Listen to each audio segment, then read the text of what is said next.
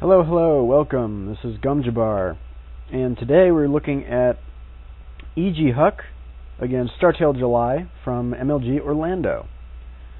So this is going to be a PvZ, obviously, and we're going to look at Huck's really awesome macro style, where he takes a very fast third base. And I've been doing this on ladder, and this seems to be pretty much viable most of the time, and it's really, really strong. So, we're on ×2 right now. We're just going to sort of go through this replay and analyze it. We're going to notice a very greedy opener from Huck. Let's see, so bump it up to ×4. Obviously Huck is going Nexus first. He hasn't actually scouted July yet at all. He has no idea where he is. So this is a risk. He's kind of crossing his fingers and hoping July didn't 6-spool right now.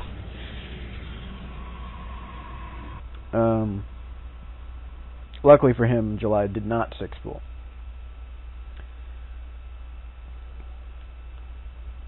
So Huck is putting down the second pylon behind the minerals over here. When you're forge expanding like this, with the forge next to your nexus, you want your second pylon to be behind the mineral line, cutting off any chance of Zerglings getting back behind here. And it also sets up a power field for your second cannon over here if you need to make one. So Huck will build his cannon here in the mineral field. This lets his probes defend the cannon if Zerglings get in there. I'm kind of surprised that Huck is placing his gateway back here instead of up by his nexus to complete this wall in. But if we look at the spacing up here, it's a pretty tight space for a gateway, and it would be a little bit exposed and not entirely covered by the cannon. So it's kind of reasonable that he didn't want to put a gateway there, but I would expect him to put something here to wall it in. In any case, Huck's obviously getting his 2 gases very quickly at his main. And what we're going to see is early game really focus on is lots and lots of chrono boosts on probes, and pretty much he's just going to power in terms of upgrades and tech and economy most significantly. So we're seeing chrono boosts on probes pretty much exclusively right now. This gateway isn't really doing much. He's actually going to wait and just make sentries out of this gateway.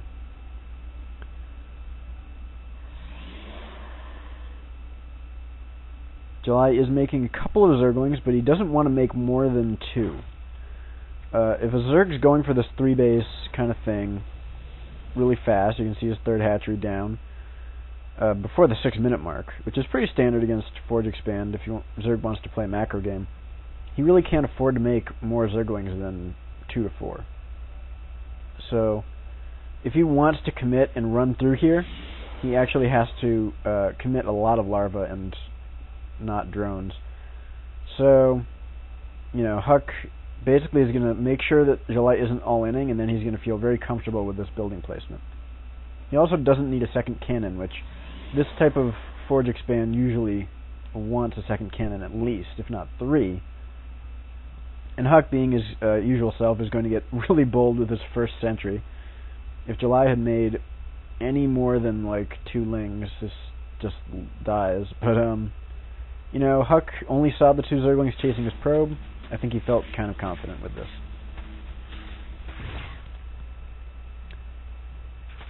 And Huck, of course, is throwing down pylons all over the map, which is a brilliant idea, and we're going to examine why he does this.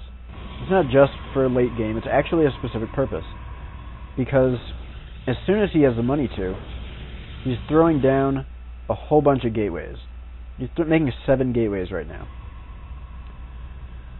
And typically you do this when you are planning to all-in. You want to make all the gateways you can afford to produce out of on 1 base. And yep, Huck did lose his bold sentry here. We're going to basically make enough gateways that we can all in. But instead of all-inning, we have the option to expand really fast, and we have tons of gateway production. If we scouted something like fast mutas with no spine crawlers for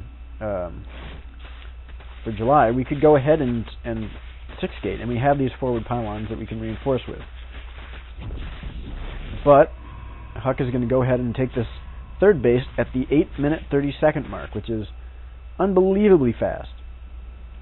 It's, a lot of people wonder if this is like safe at all. Now, his first warp-ins are going to be entirely sentries, because he wants to save the minerals for his buildings, his expansion, his cannons, and he wants to get a sentry count very high, obviously, so he's spending all his gas on these sentries. And now he's going to focus his efforts on defending. Of course, July is going to get very aggressive here because he sees this third base, which is kind of... he would, as a Zerg, view this as a greedy third. Huck is going to warp in just zealots and sentries, and have amazing force fields like he often does. Zealots are actually not bad against roaches as long as the roaches cannot kite them. So we're going to just make sure we have force fields and zealots and we can hold off roach pressure. And of course it's extremely good against Zergling pressure. So Huck is spending his minerals on buildings down here, pylons, and he's going to be making cannons and walling things off. This build is only viable, I think, on certain maps where you can defend your third relatively easily. Antiga is one of those maps, and Tal'Darim is another. Shattered Temple is one, although you have to destroy the rocks, which does delay the expansion a little bit. And let's see, Metalopolis is sort of, you can do this if you wall off at the ramp at the third. So Huck has to make cannons up here. And now we're going to look at Huck's follow-up. He's going to make a robo. And as soon as he has the gas for it, he's going to make a Twilight Council.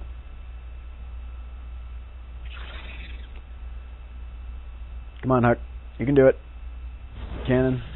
Yeah, you have to make cannons here, too. There's a Twilight. So we're going to see a robo and a Twilight as our follow-up. Notice he's also always getting these upgrades. Don't want to stop getting upgrades. July is up to 66 drones and a pretty healthy economy. He can actually stop drones right now and go on the full offensive. But Huck has lots of cannons. He has tons of sentries. And he can defend this. It's actually not that hard to defend this. It's kind of surprising. So he's going to make that observer first. He's going to get blink out of this Twilight. Notice he really hasn't seen much of July. He just knows July has some roaches. Very common for Zergs nowadays to transition from this into pretty much anything. They can make mutas or infestors or whatever. So here comes the push. Huck's totally ready for it. He's going to force field everything and just crush it, and it's amazing. And let's just bask in the greatness that is Huck. And he even has units on low ground to deal with the rest of the Zerg flank. So everything's wonderful. He's getting blink. He's got an observer. And he's actually going to take this opportunity, now that he's scared off July's army a little bit, to just go and clear off some creep tumors and overlords. Because anytime you have Zerg on the back foot, you should absolutely go and try and accomplish something.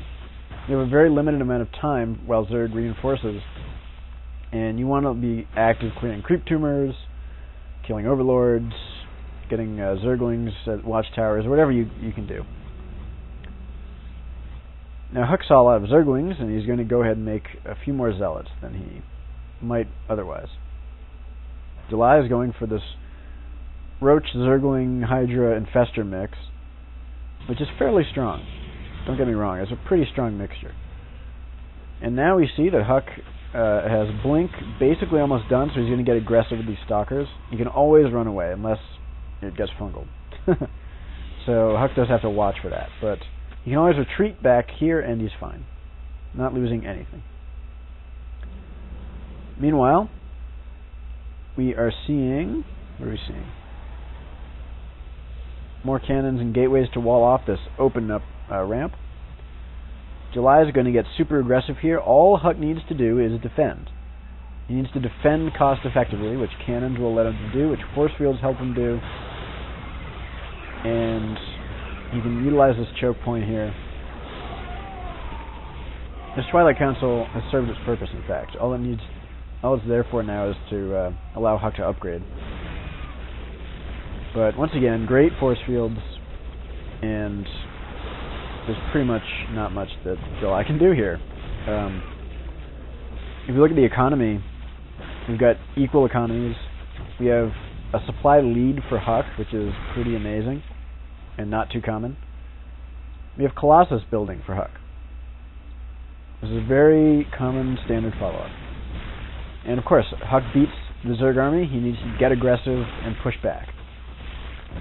You do not want to let Zerg just say, well, I attacked, time to expand and drone. No, no, no. You've got to make Zerg continuously fear for his life. And we actually see some probes pulled from Huck. Not sure if that was a mistake or if he wanted to reduce his supply count, but, you know, it doesn't really matter at this point, so it's fine. More great force fields here.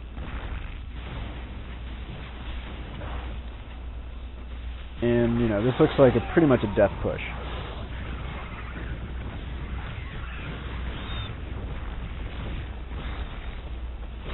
So we can see how strong this macro play is. Huck didn't really have to do that much. He just expands really fast. And note, July took this fourth base. Not only are there no drones there, but even if he had drones there, you can't really... It's not really efficient to have more than like 70 drones saturating 3 bases. You can have 4 bases worth of gas, which can help Zerg out a bit if he goes for infestors or a lot of mutas. But it's not really going to help Zerg get any more minerals. So having the fast third base, there's not really a macro response that Zerg can make to that to make a fast fourth. It doesn't help Zerg nearly as much as the third base helps us as Protoss. So, you know, all we have to do is defend on that third base and pretty much just make lots of units and trade very cost effectively, which we're doing. Huck's actually pulling even more probes. I don't know what he's up to right now, but that's fine. And yeah, so we're going to make 6 or 7 gates as if we're all-inning, and we have the option to all-in as long as we place pylons around the map. If we see something that would warrant an all-in, like, I don't know, 5 expansions or mutas with no support at all. And as soon as we have warp gate finished, we warp in sentries and make nexus and cannons and lots of defensive structure and infrastructure and SimCity. And we tech up to Robo and Twilight, which is really versatile. It'll help us defend against mutas, against roaches and hydras. Very easy to deal with pretty much anything. And then we're just going to get Blink and Colossus. And it helps if you have top 3 force fields to defend this, but you know, on certain maps you can absolutely defend this third against early roachling pressure, as we see Huck do. And at that point it's pretty much an even game economically, which is not what Zerg wants. So that's going to wrap it up. Pretty straightforward game, I think, but it's a really pretty neat and easy to execute style of play.